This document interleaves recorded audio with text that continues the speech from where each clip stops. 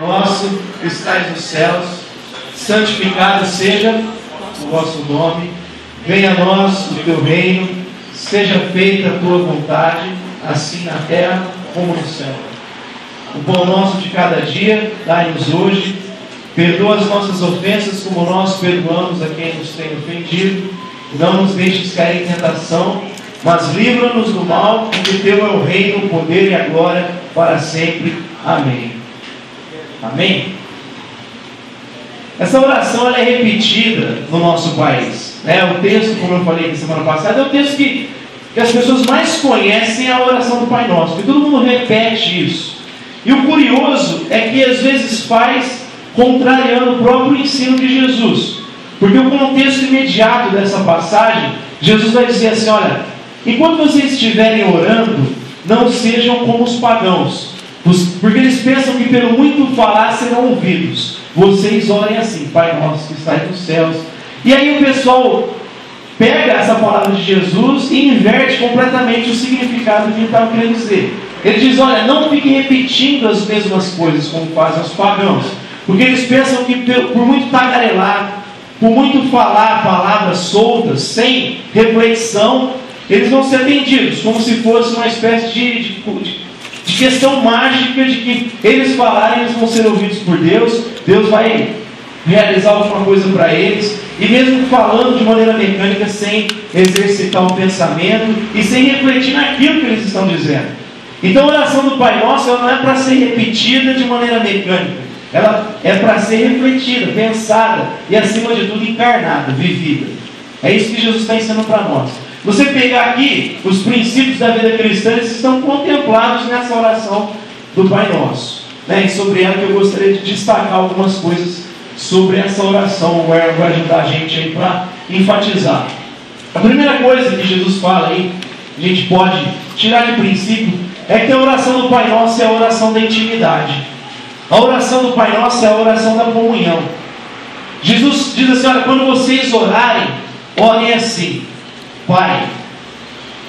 No aramaico ele está falando Abba Pai, que para nós significaria literalmente papai. Quando vocês orarem, orem assim: Papai que está nos céus. Abba Pai. Jesus falar isso era uma coisa revolucionária naquele tempo. Para os judeus ouvir um negócio desse era revolucionário. Nenhum judeu tinha ousadia de se dirigir a Yahvé chamando de papai, colocando essa ênfase na comunhão, na proximidade, na intimidade. Eu coloquei aqui para vocês verem que o fundamentalismo teológico dos judeus fizeram ele construir a imagem de um Deus distante. Eles tinham um critério para se referir a Deus em relação ao nome de Deus. Passa aí, Arthur, para nós. Então, um judeu ortodoxo não pronuncia jamais o nome de Deus, Yahvé, para não tomar o nome divino em vão, contrariando o expresso mandamento registrado em Êxodo 20. Prefere referir-se a seu Deus pela expressão Hashem, isto é, o nome. Até mesmo a palavra Deus em hebraico, Elohim, é mudada para Elohim, que não existe essa palavra, para evitar o uso indevido do nome.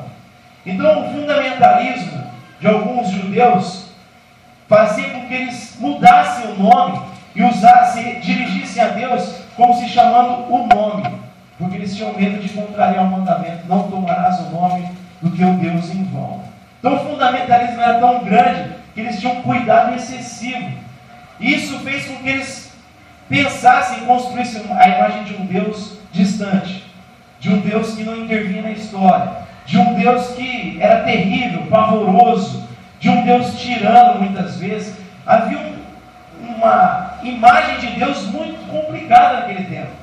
E Jesus então chega aos discípulos, no meio daquele contexto, que o pessoal tinha todo esse critério para se referir a Yahvé, e diz para eles: olha, quando vocês orarem, orem assim: Papai que está nos céus.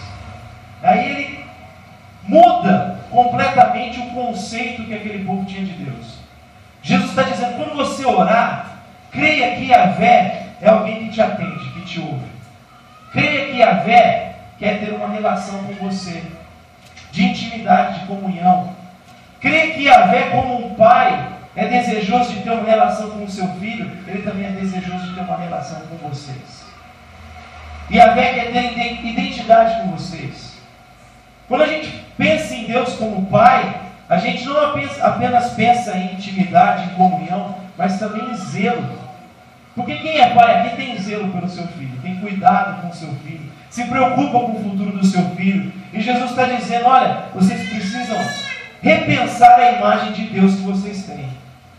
Vocês podem se dirigir a Ele como um filho se dirige ao seu pai e sabe que vai ser atendido por Ele. Sabe que vai ser atendido no sentido de ter braços abertos, de ter ouvido atento, de ter atenção do seu pai, e que ele pode ter comunhão, intimidade com o seu pai. É por isso que o contexto, ele vai dizer, quando vocês orarem, não sejam como os fariseus que oram em pé nas ruas para serem vistos pelos outros. Os religiosos gostam de orar para ter aplauso dos homens. Você, porém, entra no teu quarto, fecha a porta e ora a teu pai que tem em secreto. E a palavra aqui para quarto é tameion, que era uma sala de depósito que ficava ali, onde os judeus colocavam os seus objetos de valor. Os seus utensílios de valor eram colocados nessa sala de depósito, nesse tameion. Ele vai dizer, quando você orar, entra no teu tameion e ora para o teu pai ali. Ou seja, se é um lugar que você guarda coisas de valor, utensílios de valor, você não vai levar qualquer pessoa lá dentro, vai? Um judeu jamais vai levar, o Salim jamais vai levar qualquer um no tameion.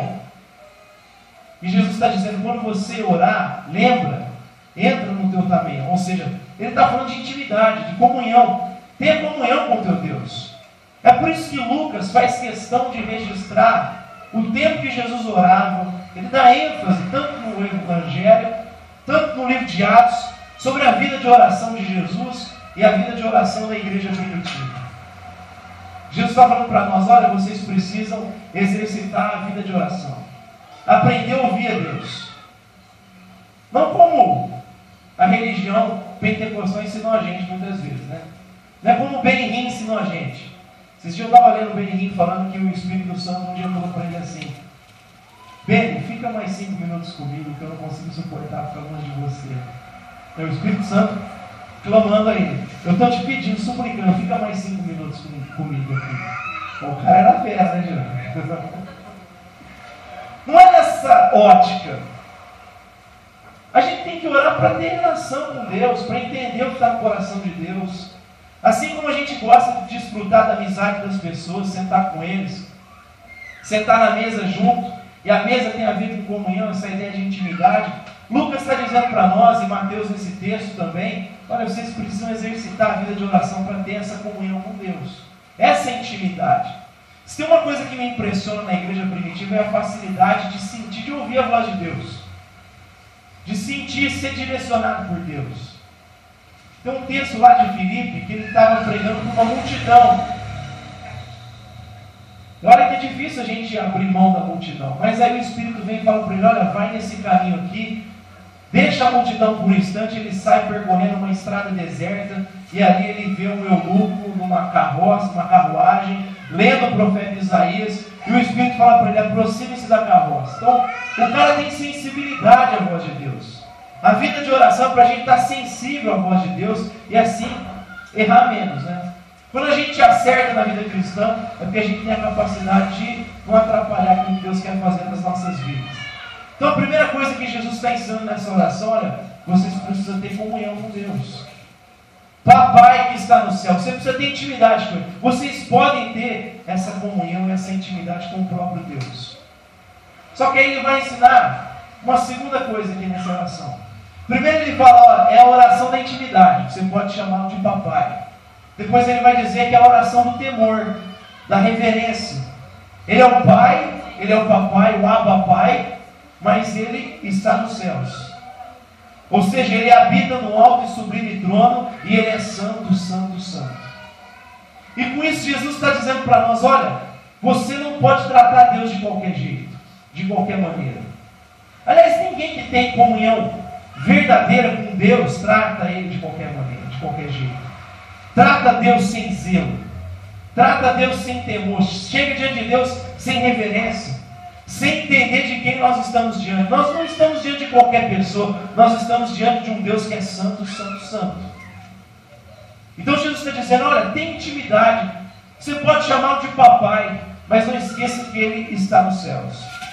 Eclesiastes 5:2 vai dizer, não te precipites com a tua boca, nem o teu coração se apresse a pronunciar palavra alguma diante de Deus, porque Deus está nos céus, e tu estás sobre a terra, assim sejam poucas as tuas palavras. Não esqueça que, embora Ele seja um Deus que tem prazer em ter comunhão conosco, habita com um contrito e quebrantado de coração, Ele é santo, santo e santo e não pode ser tratado de qualquer jeito. Como eu falei há 2 semanas atrás, esse era o grande temor de Davi. Davi viu o que aconteceu com Saul, e a Bíblia diz que o espírito foi retirado de Saul. E o temor de Davi era perder isso, perder a comunhão que ele tinha com Deus. Era justamente perder isso que ele tinha de mais precioso. Como o salmista vai dizer no capítulo 73, o que ele tem de mais valor nessa terra é a presença de Deus. Era o que Davi tinha. Davi, ele tinha prazer em estar diante de Deus. Mais vale um dia nos teus átrios do que 1000 em qualquer outro lugar. Davi não estava na presença de Deus, não quis até construir o templo, embora Deus não habite em templos feitos por mãos humanas, mas Deus teve prazer naquele sentimento, na motivação do coração de Davi. Davi fez tudo aquilo porque ele amava Deus, porque ele amava a presença de Deus. Ele não fazia por legalismo, ele não fazia porque ele tinha que cumprir um ritual, ele não fazia porque ele tinha que cumprir a lei, ele fazia porque ele amava estar na presença de Deus. E por isso ele tinha temor. Ele pecava, mas ele buscava se reconciliar com Deus, porque ele não queria perder aquilo que Saul perdeu. Isso a gente tem que levar a sério. A Bíblia diz que Sansão começou a tratar as coisas de Deus de qualquer maneira. Começou a tratar Deus de qualquer jeito. Eu acho legal a história de Sansão, que mostra um pouco, aliás, um pouco não, mostra muito a graça de Deus na nossa vida. Porque fala que Sansão pisava na bola, e daqui a pouco o Espírito Santo enchia o coração dele, a vida dele, ele arrebentava os exércitos lá. Aí no outro dia o cara estava pecando tudo de novo, e o Espírito Santo vinha, enchia a vida dele, ele destruía os inimigos, e daqui a pouco ele estava no pecado abraçado de novo. Mas aí o texto fala alguma coisa que deveria gerar temor no nosso coração, porque diz que ele se levantou pensando que Deus estava com ele, e Deus já não estava com ele. Lógico que Deus vai ter misericórdia dele quando ele ora de maneira sincera, e Deus toma a vida dele de novo lá no final da vida, no finalzinho da vida dele. Mas esse texto, quando Dalila corta os cabelos dele, ele conta o segredo lá para ela, diz que ele levanta achando que Deus estaria com ele como das outras vezes, mas o Espírito de Deus já não habitava com Sansão. Porque ele tinha tanta familiaridade com Deus, que ele começou a tratar as coisas de Deus de qualquer maneira, de qualquer jeito. Começou a perder a reverência. Tinha muito o entendimento da comunhão, da intimidade, era fácil para ele, mas ele começou a perder a perspectiva do temor, a perspectiva da reverência, de saber com que ele estava lidando. Ele estava lidando com Deus que é santo, santo, santo, e não aceita ser tratado de qualquer maneira. Então primeiro Jesus fala assim, olha, é a oração da intimidade, mas é a oração do temor, é a oração da reverência. Você pode chamá-lo de papai, mas não se esqueça que ele está no céu.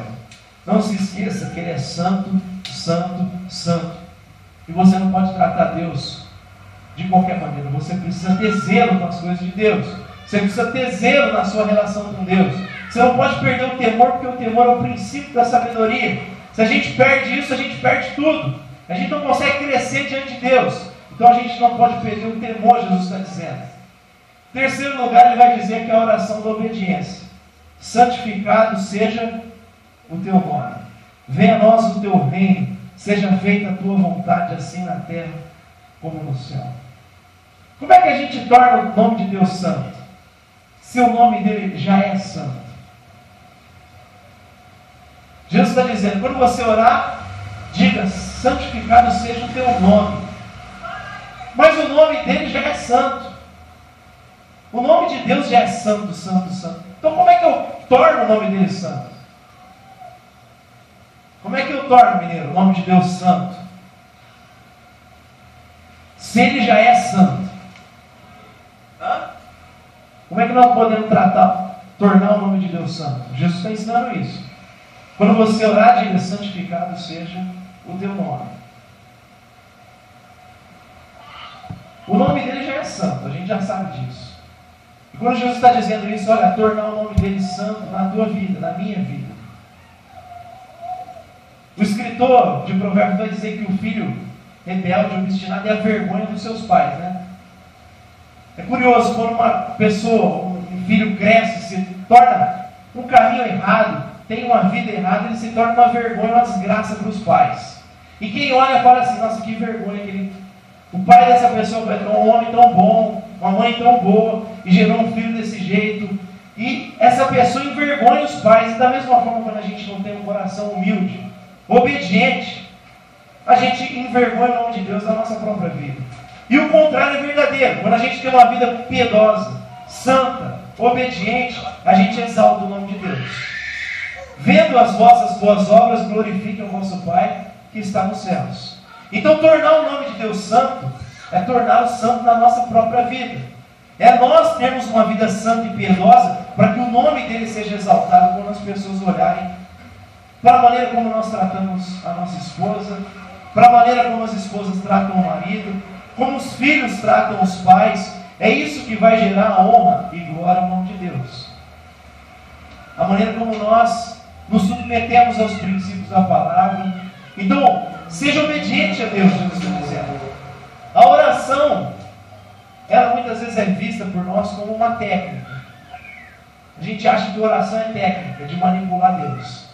Irmão, ora lá, vamos batalhar em oração, que vai acontecer, vamos decretar que essa vitória vai chegar. É assim que a gente entende a oração. Se a gente orar e dizer em nome de Jesus, o diabo tem que se curvar, a coisa vai acontecer, o milagre vai chegar, ou xerebe canto, não é assim? Terra, a gente aprende assim. A gente acha que orar em nome de Jesus é falar abracadabra e o milagre vai acontecer. Porque a gente acha que oração, a gente foi ensinado que oração é uma técnica de manipular Deus, de manipular a divindade. A gente acha que é técnica. Então vamos orar junto aqui, que a gente vai conseguir convencer Deus a atender os nossos caprichos, a cumprir os meus sonhos, a cumprir os meus ideais, os meus objetivos. Quando na verdade a oração nunca foi ensinada por Jesus assim. Oração não é técnica, oração é relacionamento. Oração não é um meio de manipular Deus a cumprir a minha vontade. Oração é um meio para que nós venhamos a entender qual é a vontade dele para nós, na nossa vida. Coloca a frase do C.S. Lewis aí. Não oro para que Deus faça a minha vontade, mas para que eu me adeque à vontade dele. Porque Paulo vai dizer em Romanos 8 que a gente não sabe nem orar como convém, né? E olha que era Paulo falando. Paulo falando: nós não sabemos orar como convém, mas o Espírito Santo intercede por nós com gemidos inexprimíveis. Então tem muita oração que eu acho que Deus olha para nós: não é assim não, Gilberto. Você está orando tudo errado. Eu não tenho que atender os teus caprichos. Eu não te coloquei aqui para ficar atendendo tudo aquilo que você pede. Então oração é para a gente ter relacionamento e entender aquilo que está no coração de Deus, entender a vontade dele. E às vezes a vontade dele não é nem... é diferente até em relação às coisas que a gente julga espiritual, né? Paulo está vindo pregar para uma direção, para uma região, e diz o texto que o Espírito Santo impediu dele pregar naquele lugar, e à noite ele teve a visão de um macedônio, lembra? Dizendo: passe aqui e nos socorra.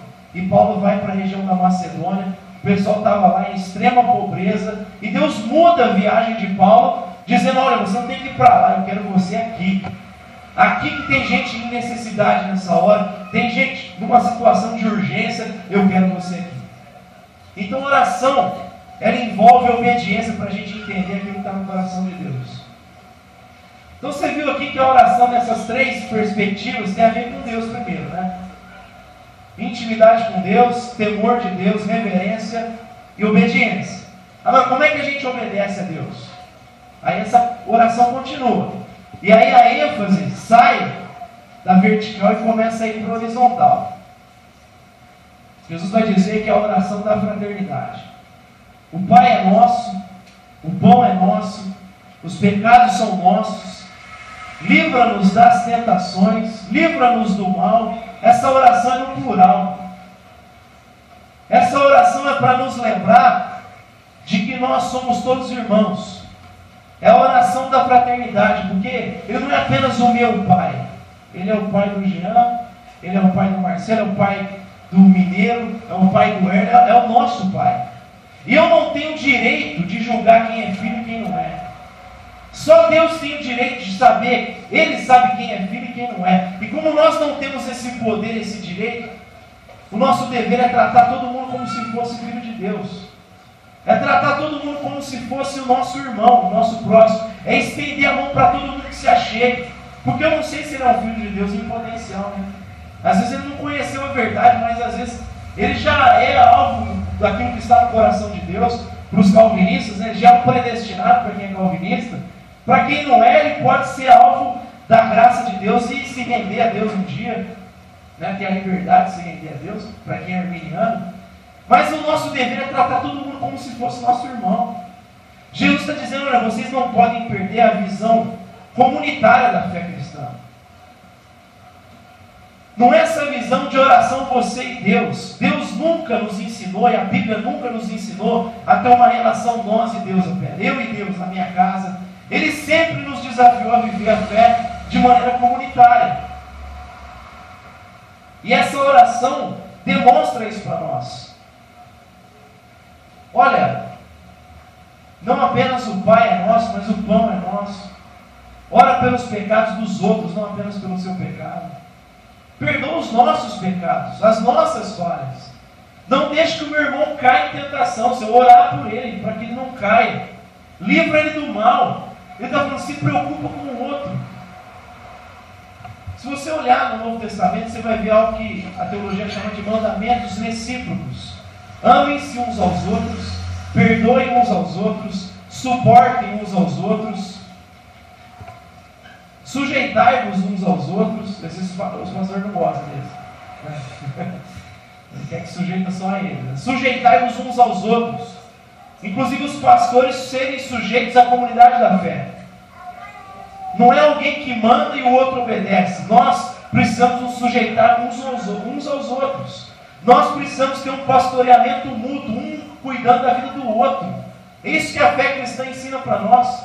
É isso que Jesus ensinou para os discípulos. É isso que Paulo escreveu nas suas cartas. Pedindo oração para a igreja. Pedindo que a igreja tivesse cuidado por ele, por Timóteo. Ter zelo uns pelos outros. Isso é consciência de família. Isso é fraternidade. Jesus está ensinando isso para nós. Até porque a nossa natureza enquanto filho de Deus é a natureza de um Deus que é Pai, Filho e Espírito Santo. E a Bíblia diz, você foi criado à imagem e semelhança de Deus.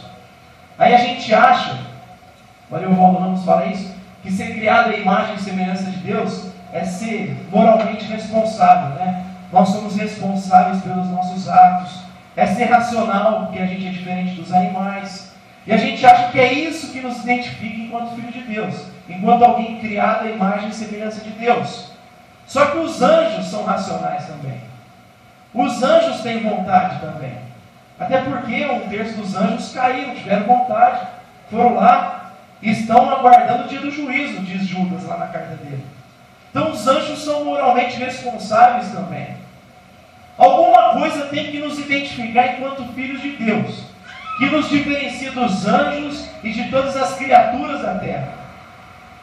E o Ariovaldo vai citar um outro teólogo dizendo assim, olha, é justamente o fato de nós sermos seres relacionais.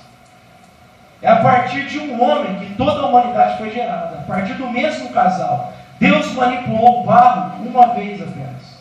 E a partir disso veio toda a raça humana.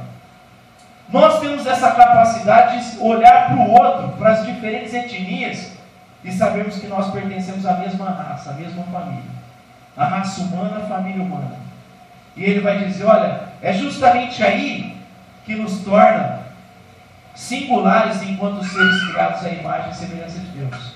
O Deus que é uma família, o Deus que é uma sociedade, Pai, Filho e Espírito Santo. Nós fomos criados para sermos família, para sermos uma sociedade. Nós fomos criados para andar assim como Deus, seres relacionais, seres que vivem em fraternidade. Então o fato de ser criado em imagem e semelhança de Deus é justamente reproduzir essa relação contemplada na Trindade. Por isso que Jesus orou tanto para que a gente andasse em unidade. Não é à toa que ele vai dizer, Pai, que eles sejam um, como nós somos um. Isso aí estava no coração de Deus.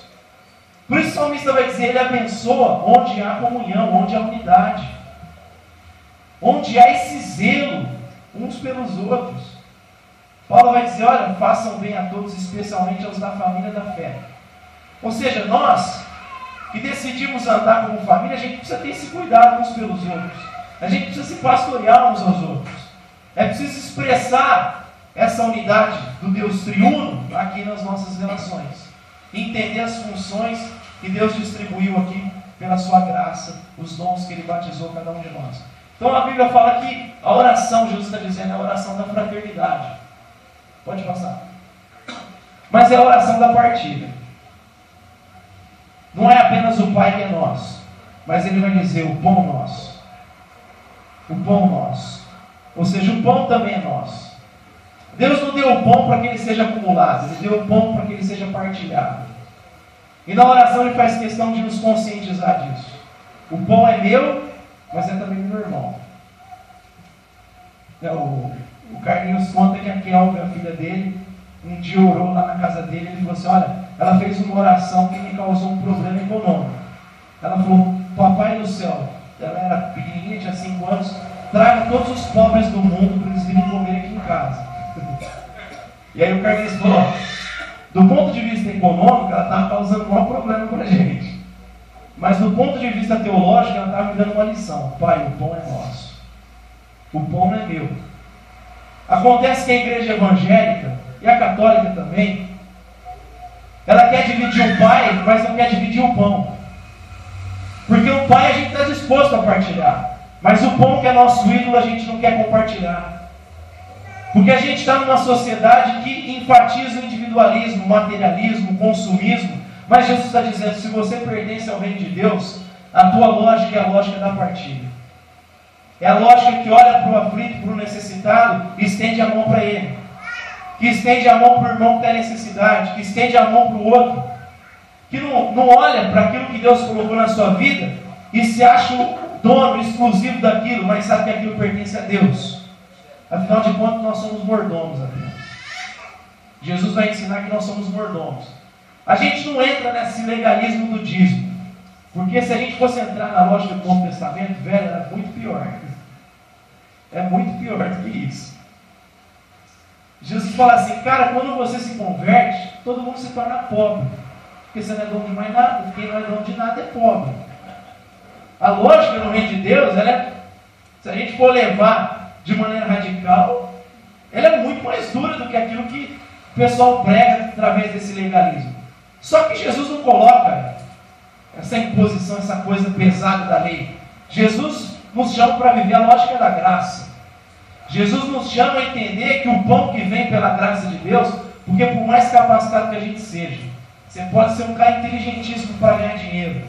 Por mais força que você tenha, trabalha em vários lugares, em 3 empregos, e consegue ganhar o pão. Tudo isso é possível porque Deus te dá força, porque Deus te dá sabedoria e inteligência para ganhar dinheiro. E se isso vem pela graça, aliás, até o fato da gente estar aqui respirando é porque a graça nos mantém, porque Paulo vai dizer que em Deus nós existimos, nos movemos e estamos nele. Se a gente está em Deus, se move em Deus e existe em Deus, é porque a graça de Deus está nos mantendo de pé. Se a graça nos mantém de pé, se a graça de Deus nos dá sabedoria, força, a gente tem que transbordar e transmitir essa mesma graça na vida do outro. Isso aí a igreja primitiva entendeu. Jesus viveu dessa forma. Paulo resumiu Jesus lá em Atos 20, dizendo, olha, lembre-se das palavras de Jesus, a maior felicidade em dar do que em receber. Jesus viveu o tempo todo partilhando vida, partilhando o pão, partilhando os dons, partilhando a graça de Deus que estava sobre ele. Pedro foi na casa de Cornélio, e aí ele vai resumir o ministério de Jesus em um versículo. Ele fala assim, olha, eu vim falar do Jesus de Nazaré, o qual, ungido pelo Espírito Santo de Deus, andou por toda parte, fazendo bem a todas as pessoas, curando e libertando os oprimidos pelo diabo. Ou seja, Jesus viveu assim, curando pessoas, fazendo bem para todo mundo. É assim que ele viveu, em todo o tempo se doando. Por isso ele vai dizer, olha, não, as nações governam sobre, as autoridades governam sobre os outros, mas entre vocês não será assim. Aquele que quiser liderar, vai precisar ser servo de todos. Quem quiser ser o primeiro vai ter que ser o último. A lógica no reino de Deus é a lógica inversa. É a lógica do serviço, da partilha. Quando os discípulos de Emaús caminhavam com Jesus, não entenderam nada do que estava acontecendo. Olha, aquele em quem a gente colocou a nossa esperança, a nossa fé, e que a gente colocou o nosso crédito, acreditou a nossa esperança, ele não está entre nós, ele foi morto. E aí Jesus começou a explicar tudo o que aconteceu lá nas leis, nos profetas, e foi falando tudo o que tinha que acontecer. Mas eles não entenderam ainda que era Jesus que caminhava ao lado deles. Aí diz que eles sentaram para comer, e Jesus partiu o pão, e os olhos deles foram iluminados. E gente, isso é rico demais. É na hora de que Jesus partilhou o pão que os caras entenderam, olha, é Jesus. Não é ele que vinha pelo caminho? E o legal é que Jesus não ficou nem para comer. Ele só partiu para lembrar eles como ele viveu entre eles. Quando ele partiu o pão, eles se lembraram, olha, Jesus sempre viveu dessa forma. Ele viu as multidões com fome e disse, olha, dá de comer para a multidão. Mas tem 5 pães e 2 peixes, pode dar de comer para a multidão. E aí o milagre acontece. Porque quando a gente coloca o coração no outro, meu irmão, Deus abre a porta para a coisa acontecer. Quando a gente consegue vencer o egoísmo, o individualismo, Deus faz o negócio acontecer. Era 5 pães e 2 peixes, era impossível na lógica humana. Mas Jesus falou, dá de comer. Você está vendo quem está dando o desafio é Jesus. Vai lá, dá de comer para essa multidão de mais ou menos 12 mil pessoas, se contar mulher e criança. 5 pães e 2 peixes. E os caras começam a partir o pão.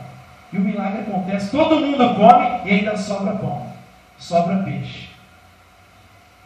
Quando o nosso coração está no outro, pode ter certeza que Jesus abre uma porta, ele dá um jeito. Quando a gente consegue sair de nós mesmos. Quem quiser salvar a sua vida, perderá. Mas quem perder por amor a mim, esse vai achar a verdadeira vida. É isso que é o Evangelho, a gente olhar para o outro, partilhar a vida. É o que a Bíblia nos ensina. Aliás, se a gente for falar do desafio para o pobre, a gente vai de Gênesis a Apocalipse. E eu vou citar um versículo aqui para você, do compromisso que o Evangelho nos ensina. Só para a gente lembrar de Gálatas 2:10, lembra que Paulo tinha o compromisso para os gentios e Pedro, Tiago pregavam para os judeus. Aí, a visão de Paulo chocou até os apóstolos. Porque eles não entendiam a mensagem dos gentios da graça. E Paulo demorou 14 anos para ser enviado, mais ou menos, 17. A gente acha que Paulo converteu e já saiu pregando o Evangelho. Paulo demorou de 14 a 17 anos para ser enviado aos gentios. Os caras custaram para entender o Evangelho da graça. Eles queriam